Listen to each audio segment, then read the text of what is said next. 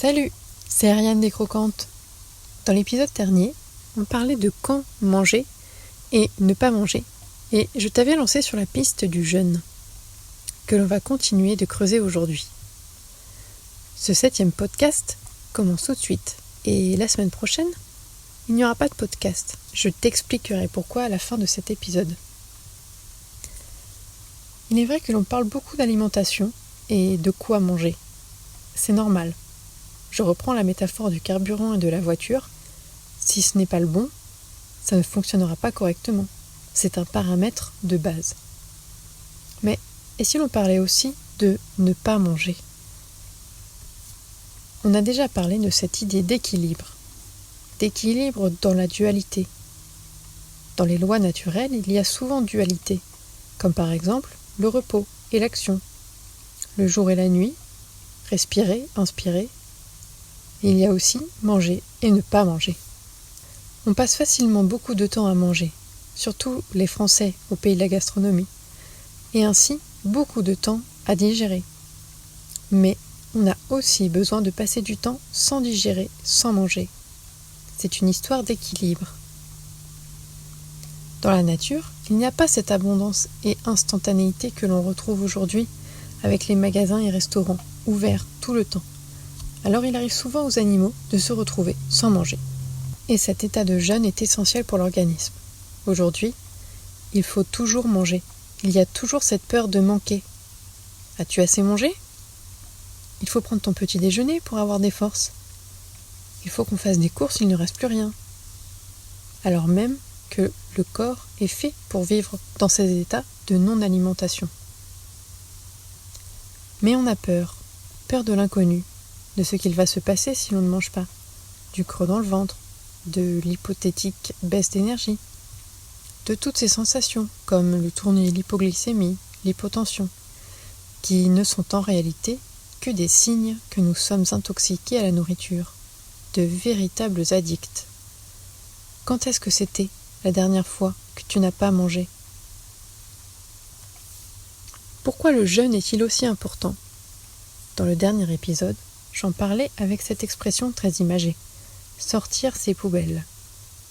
En état de jeûne, on recommande de se mettre au repos, car si l'on diminue, voire arrête les sollicitations quotidiennes les plus énergivores pour l'organisme, qui sont manger, faire une activité physique et penser, alors le corps a d'autant plus d'énergie à consacrer à ses missions, qui sont le nettoyage et la réparation. On imagine souvent le jeûne comme une phase de repos. Oui, pour nous, il nous faut faire l'effort de se mettre au repos. Mais pour le corps, c'est tout l'inverse. C'est à ce moment qu'il travaille d'arrache-pied pour mettre en place les processus de régénération des tissus, os, peau, cheveux, etc. et aussi de nettoyage, que l'on appelle autophagie. Qu'est-ce que l'autophagie ? C'est ça que j'appelle sortir ses poubelles. Le corps puise son énergie non pas dans la nourriture, mais dans ses propres réserves, qui sont les lieux de stockage de toutes les toxines et des molécules viciées. Autrement dit, l'organisme consomme en priorité les parties toxiques du corps afin de les éliminer. Et c'est en réduisant la toxicité de nos organismes que l'on est plus à même d'augmenter notre niveau d'énergie, nos capacités adaptatives et à long terme, notre longévité. Quelques précisions sur les conditions du jeûne. Le jeûne est une abstinence d'alimentation volontaire. Il ne s'agit pas d'obligation ou de se forcer. Il faut l'accueillir avec positivité pour être dans le meilleur état d'esprit. Le jeûne peut être sec ou à l'eau. L'intérêt du jeûne sec est de faire aussi jeûner la fonction rénale et urinaire. Et un jour de jeûne sec est plus efficace puisqu'il correspond à 3 jours de jeûne à l'eau. J'ajouterais que ne pas boire rend moins frileux pendant le jeûne. Le jeûne est souvent vu comme une cure annuelle de plusieurs jours à plusieurs semaines. Effectivement, c'est une façon de jeûner qui a fait ses preuves, mais elle met l'organisme en mode nettoyage qu'une seule fois par an.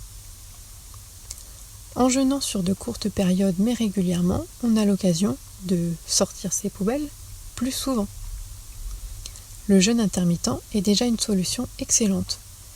Et on peut aller plus loin en ajoutant 24 heures de jeûne par semaine ou 2 jours par mois, ou faire des combinaisons. Par exemple, je jeûne de façon intermittente depuis 2 ans et demi et parfois il m'arrive de ne faire qu'un repas par jour. De plus, j'ai récemment ajouté 24 heures de jeûne 3 dimanches par mois. Et sur l'année, je fais au moins une session de 3 jours de jeûne sec pendant mes congés d'été généralement.